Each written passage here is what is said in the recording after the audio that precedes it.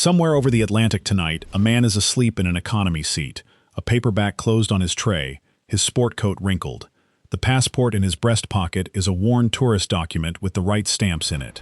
No rank, no unit, no patch, nothing the United States government will ever confirm. When the wheels touch down before dawn, he steps into a country where an American soldier in uniform would be an act of war. Yet the finest direct action unit this nation ever fielded, Delta Force, cannot legally walk off that plane behind him. The man on that plane is a ground branch officer. He travels under no official cover and carries no diplomatic immunity, only the papers of a private citizen with a dull reason to be flying. Ground branch is the land element of the Central Intelligence Agency's Special Activities Center, the paramilitary arm most of the public has never heard named out loud. Its whole footprint on a mission can be a half-dozen men, and sometimes it is a single officer working alone, small enough to vanish into a city, small enough that if the thing goes wrong there is almost nothing left behind to photograph. The people inside it are not amateurs playing soldier. A large share of them walked out of the exact units the public does worship. Former Delta operators, former members of SEAL Team 6, men who already earned the tab and the trident, then vanished from the roster to go do the work the roster is not allowed to describe. So this is not a story about one force being better than another. Put a ground branch officer and a Delta operator side by side on a range, and you may be looking at the same man 5 years apart. The difference that matters here is not on the range, it is in the paperwork. It is a single line of United States law that decides which of these two men is allowed to cross a given border, and which one would start a war by trying. That line is the whole video. Before we walk through it, do the one thing that keeps work like this on your feed and subscribe. Because the map of where these two Americas are allowed to operate is not the map the news ever showed you. Here is the line. In the United States Code, the work an intelligence agency does to quietly change events inside another country is called covert action, and the law defines covert action by one strange, specific idea. It is activity meant to influence conditions abroad where, and this is close to the exact wording, it is intended that the role of the United States government will not be apparent or acknowledged publicly. Read that again in your head. What makes something covert action has nothing to do with how violent it is. The whole category is built, from the ground up, so America can do a thing, and then, if anyone asks, say nothing at all. There is a second word that sounds identical to outsiders, and means something completely different to the people who live by it. Clandestine. A clandestine operation hides the action. A covert operation hides the sponsor. A Delta raid can be clandestine, kept silent right up until the second it happens, invisible until the door comes off the hinges. But once it is done, the hand behind it is America's, and America owns it. Covert is the harder promise. Covert means that even after it is over, even if the whole world quietly suspects, the American government is engineered to keep saying it was never there. That authority lives in a section of the law known as Title 50, the title that governs the intelligence agencies. The military lives somewhere else entirely, in Title 10. Title 10 is carriers and tanks and the uniform chain of command. Title 50 is the world the man on the plane travels in. Same country, sometimes the same enemy, two completely separate bodies of law, and even two separate sets of committees in Congress that get told. The military answers to the Armed Services Committees. The agency answers to the intelligence committees. The wiring is deliberately kept apart. And Title 50 has a price built into it. Covert action cannot simply happen because an officer wants it to. The president has to sign a written document called a finding, stating on paper that this specific operation matters to national security, and that finding goes to the intelligence committees. That rule was carved into law back in 1974, after Watergate, when a senator named Hughes and a congressman named Ryan forced the agency to stop running secret wars on a handshake. So the officer asleep over the ocean is not a free agent. He is the sharp end of a document with the president's own signature on it. So what does that one line of law actually buy? It buys ground. It buys the ability to be somewhere the United States is not officially anywhere at all. Go back to the autumn of 2001. The towers had just come down and the country wanted boots in Afghanistan yesterday. But the first Americans who actually landed in that fight were not soldiers. They were a small team of CIA officers under a veteran named Gary Schroen, and the operation was called Jawbreaker. On September 26, 2001, they flew a battered Russian-built helicopter over Taliban-held ridgelines into the Panjshir Valley, carrying around $3 million in cash inside a hard plastic case. The uniformed military had looked at that valley and judged it too dangerous to send its own people in first. So the agency went without them, alone, and started buying the war with that suitcase of money. It could move first, because it already held what the army lacked: standing relationships with the Northern Alliance fighters, people on the ground who knew the valleys, and the legal standing to be inside a country the United States had not yet declared any kind of war on. That first team linked up with the Northern Alliance and laid the groundwork for the invasion the whole world would watch arrive weeks later. Before the regular forces landed, Title 50 was already on the ground. That is the modern version. The older version is far bigger, and almost nobody says its name. For more than a decade during the Vietnam era, the CIA ran an entire war next door, in Laos. Historians who studied it inside the agency's own files call it the largest covert operation in American history. Roughly 30,000 Hmong fighters under a general named Vang Pao, supplied by an airline the CIA secretly owned, called Air America. A whole war, with its own air force and its own airstrips, inside a country that a treaty signed in Geneva in 1962 had formally declared neutral. No declaration of war was even legally possible there. No acknowledged American war could legally exist on that ground. And yet, under the intelligence authority of Title 50, this one ran for years, with the American public kept in the dark about most of it while it happened. By the time it wound down, the agency had run a secret air war and a proxy ground army for the better part of 13 years. And it keeps happening. Months before the tanks rolled into Iraq in 2003, agency paramilitary teams were already inside the country, in the dark, mapping the very ground the army would later be ordered to take. And it did not end with the wars everyone can name. Starting around 2012, on the authority of a single presidential finding, the CIA ran a covert program the public would only later learn was called Timber Sycamore, arming and training rebels against the government of Syria, with no acknowledged American combat unit in that fight.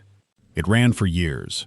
Some of the weapons drifted to people America never meant to arm, and a later president shut the whole thing down as quietly as it had begun.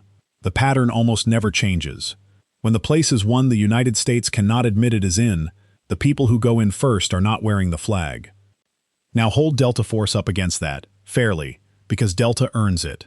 Inside the community they are simply called the unit, and the standard they hold is not in question anywhere in this video.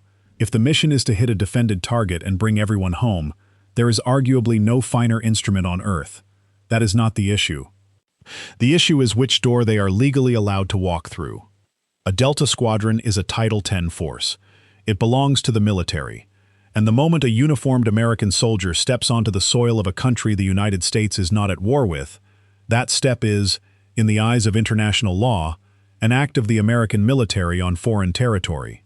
It is acknowledged by its very nature. There is no version of a uniformed raid that the government can look a reporter in the eye and deny, because the uniform is the acknowledgement. The flag on the shoulder is a legal signature. That is the wall the finest raiders in the world cannot train their way over. Skill does not move a border.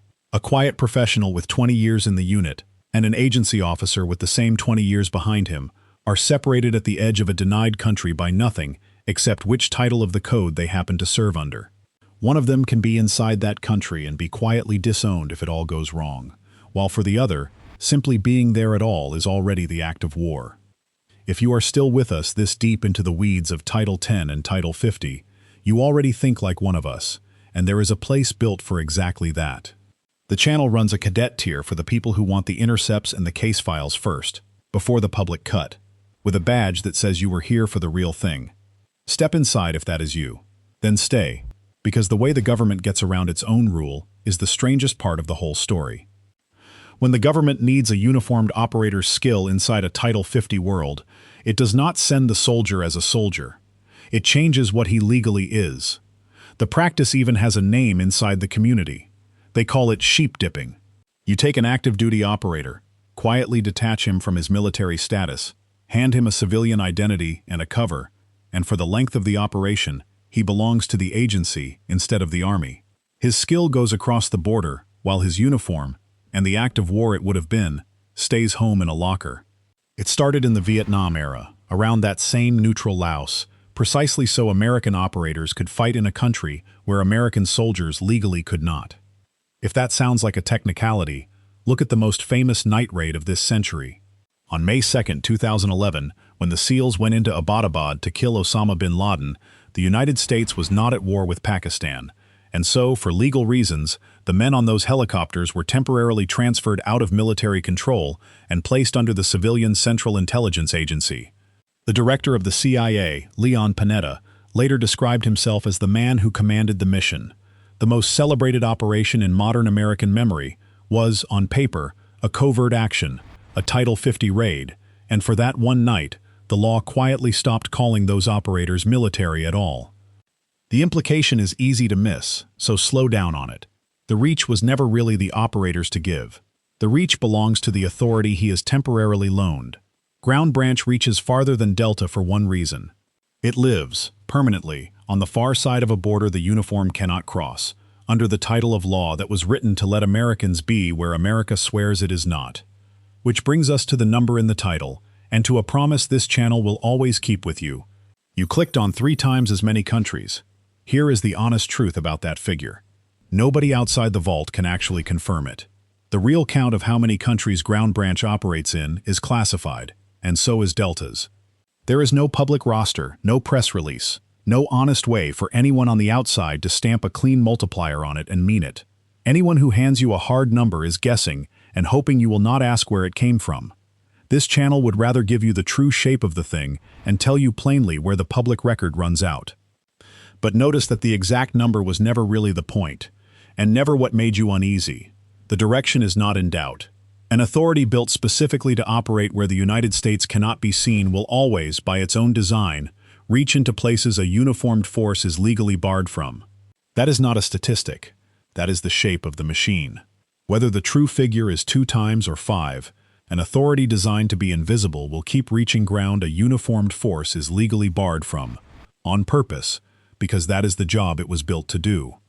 The clean multiplier is a rumor. The law that creates the gap is not, and it is sitting in the United States Code for anyone who wants to read it. And here is the part the rivalry videos always skip, because it complicates the cheer. Title 50's reach is not free. The same deniability that gets that officer into the country is the deniability that can erase him once he is inside it. A uniformed Delta operator captured on a battlefield is, in law, a soldier, and he carries the protections that centuries of war built for a captured soldier. The flag on his shoulder that bars him from the denied country is the same flag legally obligated to come looking for him. His government cannot pretend he does not exist, because his government put him there in uniform, in the open. The man asleep over the Atlantic carries none of that. If the worst happens, the government that sent him keeps the very silence that made his job possible in the first place. The passport that let him in is the passport that lets them say they never knew his name. That is the trade. Delta carries the flag, and with it come the protections the laws of war built for a soldier over the centuries. Ground Branch surrenders that same flag, and what it gets back is a reach no uniform could ever legally have.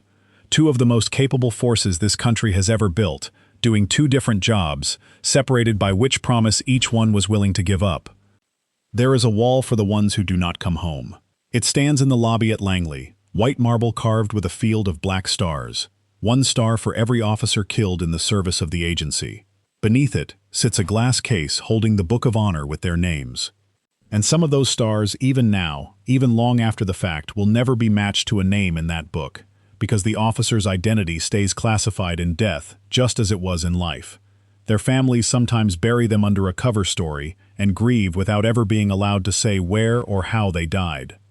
That is the far end of the trade the man asleep over the Atlantic has already agreed to. So here is the question worth arguing in the comments.